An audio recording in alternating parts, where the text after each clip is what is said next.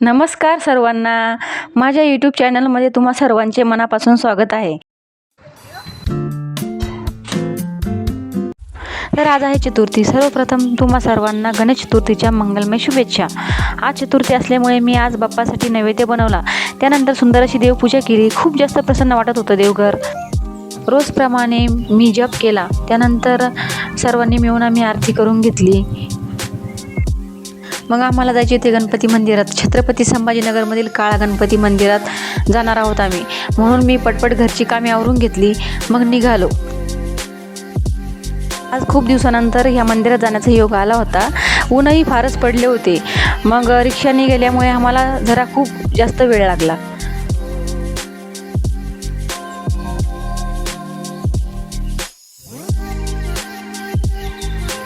रिक्षावाल्या दादांनी आम्हाला थोडेसे दूरच सोडले, त्यामुळे मंदिरात थोडे चालत जावे लागले। मग मंदिराजवळ पूजेसाठी साहित्य व प्रसादही घेतला। मंदिरात बाहेरूनच फार गर्दी दिसत होती। खरंच फारच गर्दी होती मंदिरात आज। लाईनमध्ये उभा राहिलो। बाप्पांची मूर्ती फारच सुंदर दिसत होती। दर्शनासाठी वेळच लागणार होता हो, तोपर्यंत नामस्मरण चिंतन केले। लाईनमध्ये उभा असतानाही ऊन चमकत होते, मग बाप्पाचे दर्शन घेतले।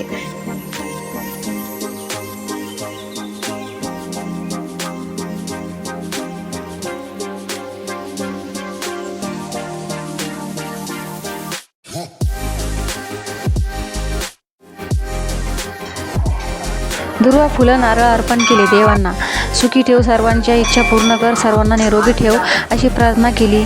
पुजारीही सर्वांशी मस्त गप्पा मारत होते, मीही त्यांच्याशी गप्पा मारल्या, प्रदक्षिणा केल्या।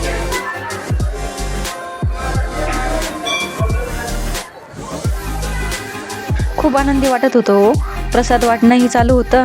मग मस्त मोदक पेढे खाल्ले। फार सुंदर सुंदर कानातले पुस्तकाच्या दुकानाही लागल्या होत्या। मग मीही गणपती अथर्वशीर्षाचं पुस्तक घेतलं।